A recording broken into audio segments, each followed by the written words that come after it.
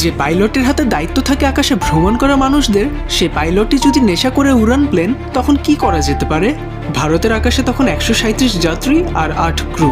সবকিছু স্বাভাবিকই চলছিল। হঠাৎ কয়েক সেকেন্ডে বিমান নেমে গেল প্রায় 300 ফুট নিচে। মুহূর্তেই কেবিনে শুরু হলো হইচই। আহত হলেন প্রায় 24 জন। ফুকেট থেকে দিল্লিগামী এয়ার ইন্ডিয়া এর একটি ফ্লাইট শেষ পর্যন্ত নিরাপদে দিল্লিতে নামে, কিন্তু সেই ফ্লাইটের যাত্রীদের আতঙ্ক কাটার আগেই তদন্তের সামনে আসে এমন তথ্য যা গোটা ঘটনাকে আরও চমকপ্রদ করে তোলে। সেই ফ্লাইটের ক্যাপ্টেনের ডোপ টেস্টে ধরা পড়ে গাঁজা বা মারিওনা। চমকটা এখানেই শেষ নয়। প্রথম পরীক্ষার পর করা দ্বিতীয় নিশ্চিতকরণ পরীক্ষাতেও ফল আসে পজিটিভ। স্বাভাবিকভাবেই প্রশ্ন উঠেছে, পাইলটের শরীরে গাঁজা আর একই ফ্লাইটে 300 ফুট উচ্চতা হারানো, দুটোর মধ্যে কি কোনো যোগ আছে? বিমানের পাইলট হয়ে এমন কাজ কিভাবে করতে পারলেন তিনি? পাশাপাশি চলছে প্রযুক্তিগত তদন্ত।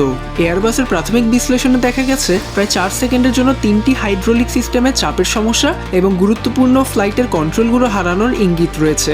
অর্থাৎ পাইলটের ডোপ টেস্টের খবরটা যতটা চমকপ্রদ, বিমানের হঠাৎ নিয়ন্ত্রণ হারানোর গল্পটাও ততটাই গুরুত্বপূর্ণ। সেই ফ্লাইটের 2 পাইলটকেই আপাতত ফ্লাইং ডিউটি থেকে সরিয়ে তদন্ত চলছে। আর ঘটনা সামনে আসার পর এয়ার ইন্ডিয়া এর সব পাইলটকে ডোপ টেস্টের আওতায় আনার সিদ্ধান্ত হয়েছে। শেষ পর্যন্ত সবচেয়ে বড় প্রশ্ন একটাই, আকাশপথে কয়েকশো মানুষের জীবন নির্ভর করে যে পাইলটের সিদ্ধান্ত, সতর্কতার সক্ষমতার উপর, সেই যদি নেশাগ্রস্ত হয় তাহলে কি পদক্ষেপ নেওয়া যেতে পারে? তাই এই ঘটনার আসল কারণ কি ছিল, পাইলটের শারীরিক বা মানসিক অবস্থার কোনো প্রভাব ছিল কিনা, তদন্ত শেষ না হওয়া পর্যন্ত সেই প্রশ্নের উত্তরগুলো পাওয়াই এখন সবচেয়ে গুরুত্বপূর্ণ।